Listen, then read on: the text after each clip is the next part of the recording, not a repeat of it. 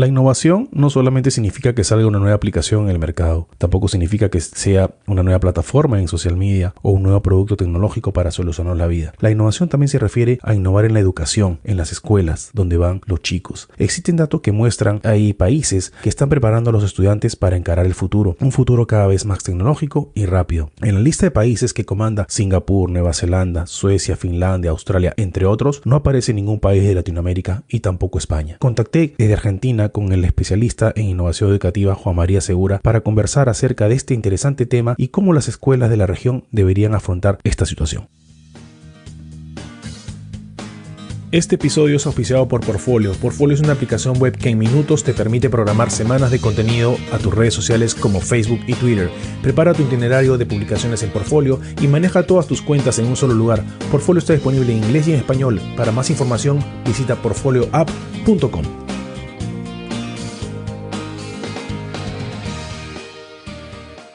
Como lo mencionaba en la introducción, el tema de la educación y la innovación educativa juega un papel muy importante en las sociedades. Como latino, me preocupa mucho cómo va el tema. Es por eso que estamos con Juan María Segura, un especialista en innovación educativa, que estamos en una conexión Buenos Aires con Boston. Juan María, un gusto de tenerte en mi podcast. Bienvenido, ¿cómo estás? Hola Juan Carlos, buen día. Muchas gracias por la invitación. Contento de charlar contigo sobre este tema tan importante. Así es. Juan María, yo estuve leyendo, nos contactamos porque encontré un artículo tuyo publicado en el Infobae, cuáles son los países que se preparan mejor para el futuro. Y bueno, es algo que ya está entre nuestras manos, no es algo que va a venir. Ya está entre nosotros el tema de la tecnología y cómo las sociedades y las escuelas y los gobiernos deben preparar a los alumnos para que afrenten la vida.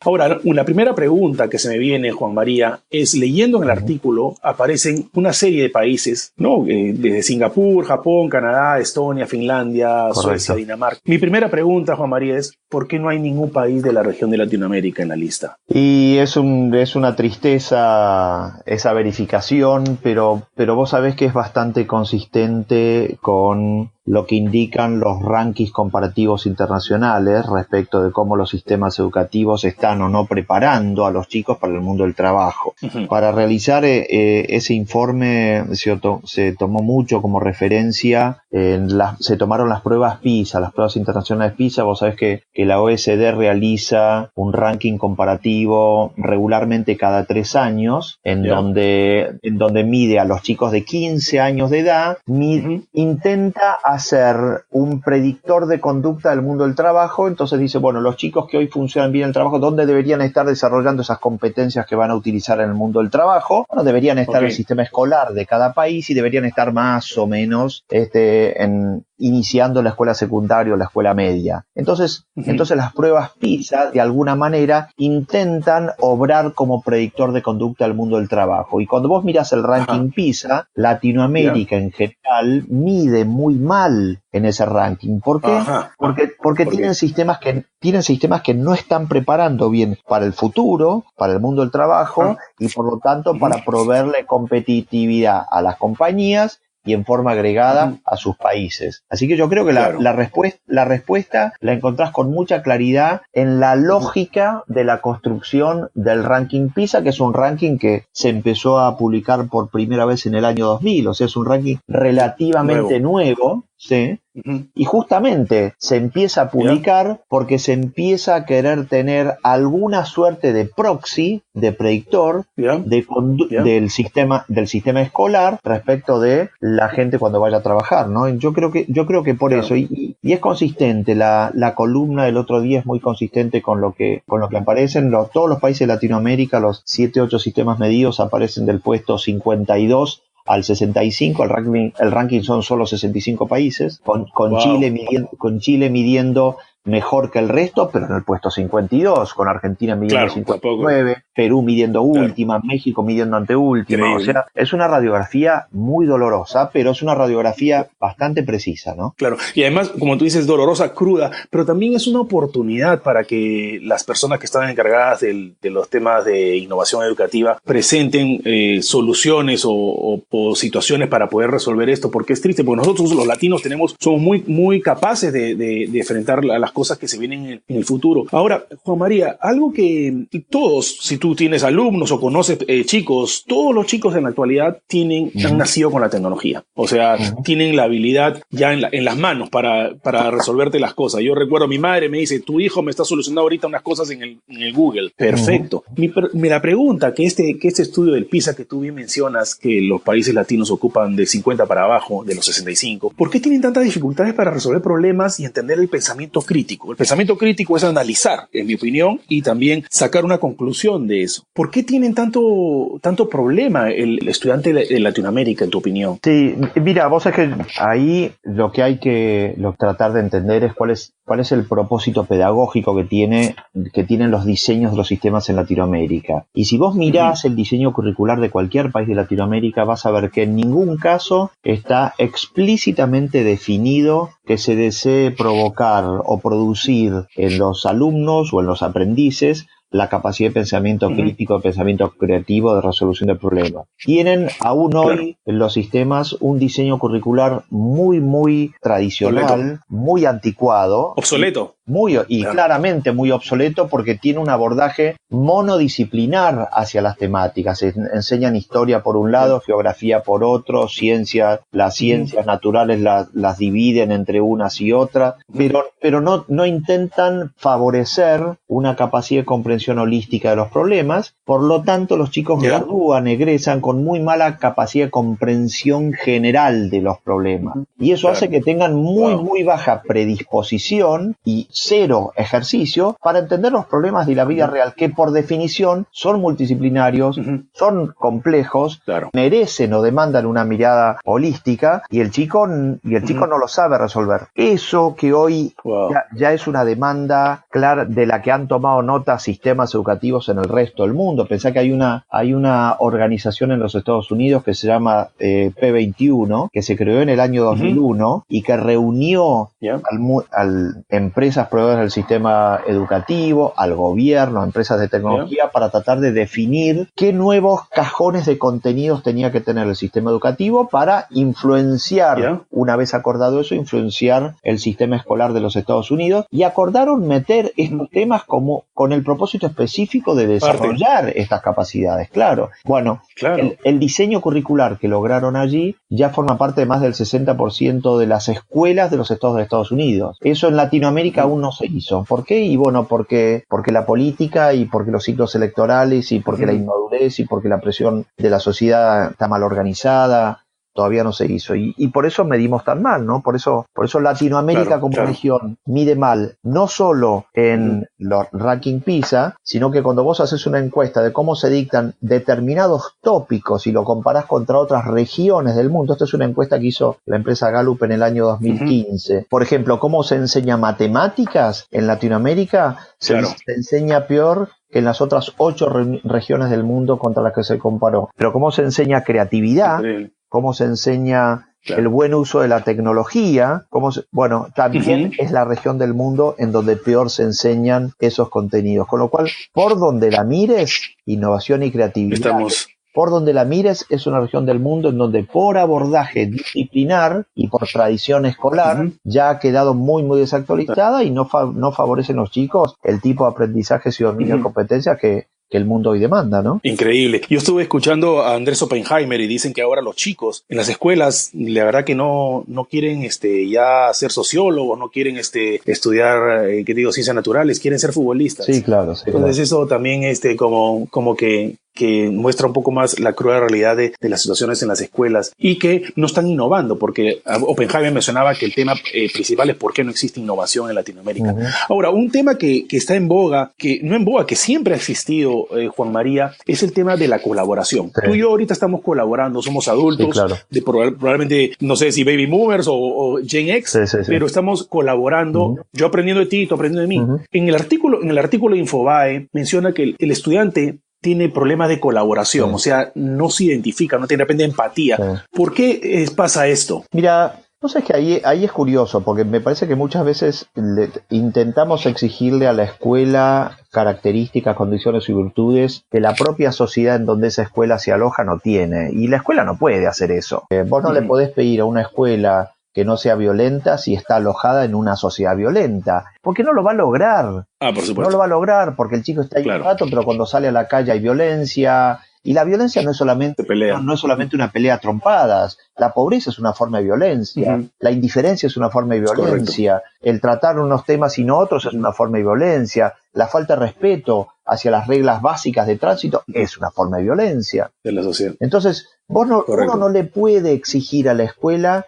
que dé algo que la sociedad está demostrando a todas luces que no hace. Y en lo que no cree. Con lo cual, la pregunta que yo me hago es, ¿por qué un chico dentro de una escuela debería desarrollar con naturalidad la virtud del ser colaborativo si cuando sale de ahí vive en una sociedad que es poco solidaria, que es poco generosa, que es poco considerada con el prójimo, en donde no funciona muy bien el principio de la subsidiariedad? El chico bebe a grandes tragos mucho más lo que pasa fuera de la escuela que lo que le intenta decir una persona unos minutos por día adentro. Entonces yo digo, y para ahí me parece que tenemos que irnos a un análisis que es un poco más sociológico, un poco más cultural. ¿Por qué arqueológico? Claro, ¿por qué en Latinoamérica no prima la cultura de la colaboración? Y yo creo, esto es una orientación, una aproximación a la respuesta, yo creo que en parte porque aún en Latinoamérica no se termina de aceptar la idea de que las instituciones son un buen soporte para que la sociedad confíe. Una sociedad puede confiar con un poquitito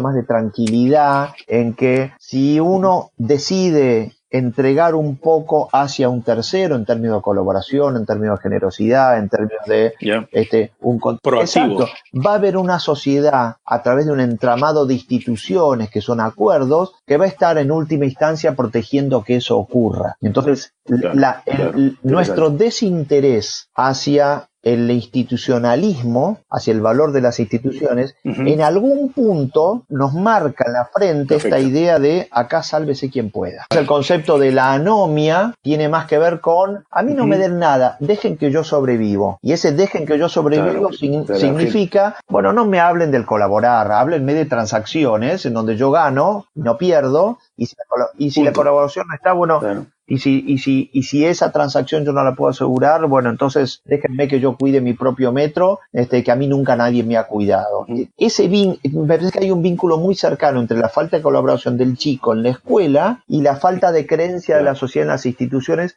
a la hora de hablar de esto, ¿no? Sin duda son instituciones con muy bajo nivel de confianza como capital social, ¿no? Compromiso. Claro, sí, claro. Y compromiso con ellos. Ahora, Juan María, estas situaciones que tú me mencionando, que el tema de la colaboración, etcétera, ¿cómo, y todo lo que están sucediendo en los estudiantes, particularmente en nuestra región, cómo estos estudiantes enfrentarán entonces el futuro y su relación con la tecnología, cuando ya los chicos saliendo ya vean que el robot le está llevando la pizza a la casa, que el carro no tiene chofer, y ellos se encuentren y sean ingenieros, abogados, porque parece ser que eso es lo que buscan? ¿Cómo afectará estas situaciones cuando estos chicos vean la realidad que está sucediendo? Sí, yo imagino, es muy difícil proyectar eso, Juan Carlos, pero yo imagino como una respuesta en dos planos. Por un lado, lo que imagino es mucho chico autodidacta. ¿Sí? Yo me imagino mucho, no emprendedores como nos lo imaginamos, una persona que pone una empresa y la empresa hace el IPO en el NICE y termina valiendo $1.000 millones y siendo un unicornio. Claro. No, yo imagino mucho más la persona que se anima a hacer o se ve obligada a hacer, desde poner una panadería hasta crear un software, hasta empezar a grabar videitos y subirlos y hacerse, poner un canal de no sé qué en internet. Y me parece que ahí, gracias a Dios, esa corriente va a ser cada vez más voluminosa de gente y en algún momento va a quedar patente que no tiene ningún sentido ir a una escuela que no enseña y que no prepara y que en definitiva uno puede hacer una cantidad de cosas sin siquiera atravesar la escuela. Con lo cual, por ese lado yo veo una parte de la solución, que es que va a haber mucha persona que va a poder ser testimonio vivo de que en realidad no importa si te va bien o mal en la escuela, no importa importa si te va bien o mal en esta escuela, porque esta escuela no te está dando herramientas, con lo cual, ¿sabes qué? Ya tenés ganas, listo, arrancá. No esperes a terminar la escuela, no esperes a terminar la universidad, hacelo. Vamos a empezar a encontrar mucho testimonio de este tipo, muchos casos de estos tipos, en donde cuando esos casos empiecen a repercutir en todos lados, va a empezar la gran objeción respecto de, bueno, ¿por qué le dedicamos el 6% o el 7% del PBI a un sistema que en definitiva no está ayudando en mucho más que a izar la bandera, ¿no? Claro. Así que por un lado yo veo eso, y por otro lado lo que yo veo es un gran conflicto político entre grandes alrededor del sistema. Bueno, ¿qué sistema tenemos que tener? Porque pensá que el sistema, al final del día, en la Argentina emplea 1 millón de docentes, ¿entendés? Wow. Entonces, bueno, ¿y qué pasa con esos? Más los sindicatos y todo eso. Estos docentes que tiene hoy la Argentina o cualquier país de la región son, en términos históricos, lo que van a haber sido los manejadores de carretas, ¿entendés? En algún momento apareció el auto, el motor a combustión y el automóvil, ¿y qué pasó con el tipo que manejaba una carreta? Y chau, y con toda la industria, que había alrededor, y con los que fabricaban los coches y con los que tenían los caballos y cuidaban los caballos. Y bueno, qué sé yo. Y sí, se cambió. Claro, interesante. Ahora, tú has mencionado algo, Juan María, el tema de la política, el tema de los gobiernos. Vamos a dividir esta penúltima pregunta, Juan María, en dos partes. ¿Cómo enfrenta un colegio, por ejemplo, público, el tema de la innovación educativa? ¿Y cómo enfrentaría un colegio privado el tema de la innovación educativa en los países de la región? ¿Quién es el responsable de ejecutar en este caso? En el caso del gobierno, del público, el gobierno, en el caso del privado, o también es una Mira, yo creo que aún los sistemas que tienen una gran injerencia del gobierno en el diseño, aún los países que tienen una gran injerencia del diseño escolar o del diseño del sistema, aún en esos lugares, la institución escolar tiene una gran libertad para hacer adopción de abordajes más tecnológicamente inteligentes. Y acá yo digo tecnológicamente inteligentes porque para mí la tecnología hay que quitarle espectacularidad y hay que quitarle centralidad. Acá lo importante no es la tecnología, sino el flujo de información. Y por supuesto que la tecnología te lo favorece, pero el eje del debate no es la tecnología per se, sino que la información ya no viene recortada, traída por un docente que la conoce, sino que el mundo ha inundado de toda la información que quiere al acto de enseñanza y aprendizaje. Entonces, ¿cómo podemos alterar ese proceso para hacerlo más capitalizable para grupos de chicos, ¿no? Que son las cohortes de alumnos? Claro. Entonces, yo te diría, como respuesta general, ambas instituciones escolares, la de gestión estatal y gestión privada, tienen libertad para hacer adopción. Por supuesto que cuando vos aterrizás a los dos terrenos, tenés mayor dotación de recursos en una que en otra. Claro, en la privada tenés mayor dotación de recursos,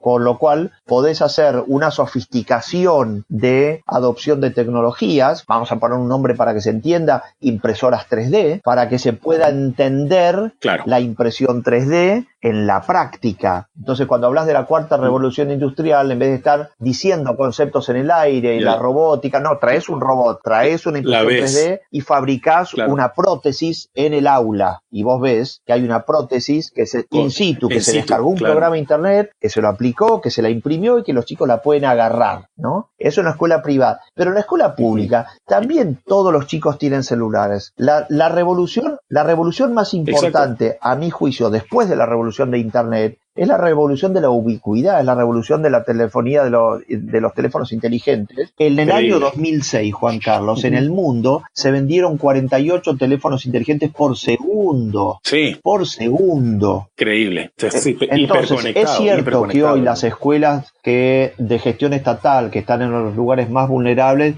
tienen restricciones de infraestructura. Sí, es cierto. Lo que no es cierto es que no tienen conectividad, porque casi todos esos chicos tienen teléfonos que ya vienen con 2G, 3G, 4G, con lo cual el acceso a la información lo tienen exactamente igual que en escuelas de gestión privada. Con eso se puede hacerlo quieras. El aprendizaje basado por proyecto descansa en la idea de que vos dispares lo que se llama una driving question, una pregunta orientadora, y que te pongas a buscar información alrededor de ese eje agrupador y que el profesor te ayude. Bueno, esta es una forma inteligente de usar la tecnología que tranquilamente podría ser para reparar problemas que el barrio en el que esa gente vive deben ser reparados y que nadie lo está haciendo. Con lo cual, esta es un poquitito mi respuesta, ¿no? No, y es verdad, yo siempre me pregunto por qué si tienen todas las personas el acceso a los móviles tan rápido, en un clic pueden investigar todo, deberían darle, como tú dices, un mejor uso y no solamente pues darle likes al Facebook o al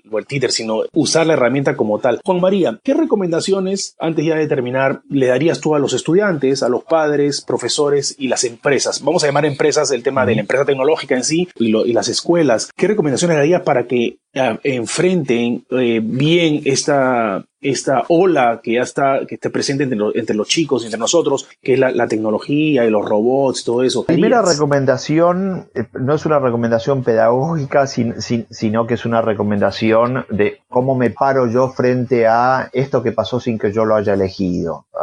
Acá hay que entender que el mundo se transformó exponencialmente sin pedirnos permiso. Nosotros somos medio corresponsables porque cuando se habilitan las plataformas somos usuarios activos. Cuando se habilita Wikipedia usamos muchísimo. Cuando se habilita YouTube todos subimos videos y lo usamos. Cuando se habilita Twitter todos tuiteamos aunque sean estupideces. Con lo cual esta época ocurrió pero en parte ocurrió gracias a que nosotros la apoyamos. Entonces, la primera parte de la respuesta es, ¿cómo me planto yo frente a esta época? Debo abrazarla. Yo no puedo resistirme a lo que es un tsunami. Digo, puedo hacerlo, pero me va a llevar puesto. Yo he hablado con profesoras de matemáticas en universidades de primerísimo nivel que me han dicho, yo no solo no tengo un perfil activo en una red social, en Facebook, sino que tampoco tengo teléfono celular, así que si los chicos quieren hablar conmigo, tienen que venir a verme a la oficina, pero con orgullo. Bueno, eso es un poco... Claro, con orgullo, ¿entendés? Y yo comparo a esa profesora con el profesor Julio Profe, que es el profe de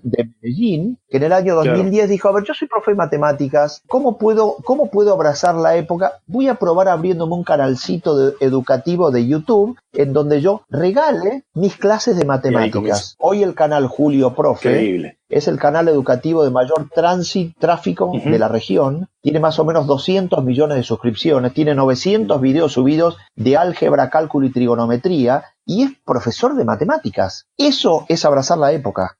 Exacto. Él está bajando a la realidad todo su aprendizaje utilizando la mejor herramienta que tiene, que es la tecnología. Qué buenos ejemplos, increíble. Y el tema de los padres también. Los padres creen que los chicos, sus hijos, se disipan fácil, que no tienen capacidad de concentración, que son dispersos, que no tienen ningún interés por la vida, y a mi juicio, y es mi experiencia como docente y como padre también, nada está más alejado de la realidad. Los chicos están viviendo este proceso de este mundo que se está transformando desde las calderas del Titanic. Ellos están allá abajo, viendo cómo todo permanentemente está cambiando y tomando forma y volviendo a cambiar, y los padres están en el deck del barco, viviendo otra vida, mirando hacia otro lugar. Y cuando llegan los chicos, están deseando que los chicos salgan del periodo de la vida en la cual ellos tienen que educarlos o ellos tienen que acompañarlos. Y la mejor, Juan Carlos, acá la mejor respuesta o la mejor ejemplo es cuán alfabetizados están los padres en el dominio de lo que Logan llama el sexto lenguaje. O sea que Robert Logan es un físico del MIT que en algún momento, Robert Logan en algún momento varió la orientación de su investigación y se puso a estudiar la evolución de los lenguajes en la historia del ser humano. Y identificó 6 lenguajes creados por el hombre a lo largo de su historia. El lenguaje oral, el lenguaje escrito, el matemático, el científico, el lenguaje computacional y el lenguaje del chat y internet, como el sexto lenguaje. De la investigación de Logan se deduce con claridad que la escuela se creó cuando se habían inventado los 4 primeros lenguajes: oral, escrito, matemático y científico. Y por eso, ¿qué es lo que miden los rankings de la UNESCO, los rankings de PISA o los rankings? ¿Qué es lo que miden? Escritura, ciencia, matemáticas. Eso es lo que miden todos los rankings, que miden los 4 primeros lenguajes que Logan describió. Cuando se crea el lenguaje computacional, el lenguaje de los ceros y los unos en la década del 70 o 60, la escuela muy tibiamente adoptó ese lenguaje para asfixiarlo. Lo metió en salas de cómputos y cerró con un llave esas aulas y dijo: este lenguaje se va a utilizar solamente cuando el administrador de esa llave lo decida. Y el lenguaje de la programación, que es un lenguaje, no es una actividad de TX, es un lenguaje. Ese lenguaje en el sistema escolar nunca se popularizó. Recién ahora están empezando a hablar de meter programación en escuela primaria como un lenguaje. Bueno, ese es el 5º lenguaje. Y el 6º lenguaje es el lenguaje del chat de internet, que es el lenguaje que más usan los chicos y el que menos usan los padres. Entonces, ¿qué es lo que dice Logan finalmente? Todos usamos una determinada proporción de estos 6 lenguajes, pero los chicos hoy usan principalmente el 6º lenguaje. Y los padres, y los docentes, y los directivos de la escuela, es prácticamente el lenguaje que no utilizan. Esto a mí me permite concluir, Juan Carlos, que es la primera vez en la historia de la humanidad que los chicos están asistiendo a un sistema educativo que está gobernado por analfabetos. Es increíble. Y no hay una sincronización entre lo que el chico está viendo ahora y lo que el profesor está viendo. Y fíjate que el objetivo de la escuela es luchar contra el analfabetismo, y hoy quienes lo están haciendo son analfabetos en el dominio del 6º lenguaje, que es el lenguaje con el que deberían dialogar con los chicos. Increíble. Interesante tema como para darle tiempo y tiempo, Juan María. Cuéntanos a los oyentes de Podcast and Business dónde pueden contactar contigo para de repente aprender mucho más, de repente contactar contigo para algún servicio, para que los puedas orientar, ya sean padres, alumnos, colegios, etcétera, a través de este proceso de innovación educativa. Todas las cosas que escribo o las reflexiones que hago las publico en mi página web, que es www.juanmariasegura.net, o si no me pueden escribir un correo a juanmariasegura@gmail.com en cualquier momento, y establecemos vínculo por cualquiera de los canales que hoy la tecnología te permite: FaceTime, Skype, el que sea. Así que estoy siempre disponible ahí, siempre gustoso de hablar de estos temas. Yo soy un ingeniero agrónomo de formación de base que abrazó la época y abracé la época desde el rol de la educación, y desde ahí cada año para mí es un año nuevo, base cero, con proyectos nuevos, con desafíos maravillosos, con aprendizajes también sorprendentes. Yo creo que tenemos que entusiasmarnos todos con la idea de aprender. Me parece que tenemos que sacar del cajón nuestro chip de entusiasmo y entusiasmarnos, y ese entusiasmo va a ser contagioso. Va a ser contagioso. Contagiarlo, exacto, yo sé, eso es lo más importante. Juan María, yo te quería agradecer por tu tiempo. Yo te agradezco a vos por el interés, por la preocupación por el tema y por tratar de salir un poquitito de la coyuntura y tratar de diagramar más globalmente y más con una mirada un poco más histórica cuál es la problemática que tiene el sistema, ¿no? Y desde ahí que cada uno plantee sus propios objetivos como padre, como alumno o como líder desde el rol que le toque, ¿no? Así es, eso es muy cierto. Muchas gracias, Juan María. Soy Juan Carlos Giraldo, saludándolos desde la ciudad de Boston. Este episodio es auspiciado por Portfolio. Portfolio es una aplicación web que en minutos te permite programar semanas de contenido a tus redes sociales como Facebook y Twitter. Prepara tu itinerario de publicaciones en Portfolio y maneja todas tus cuentas en un solo lugar. Portfolio está disponible en inglés y en español. Para más información, visita portfolioapp.com.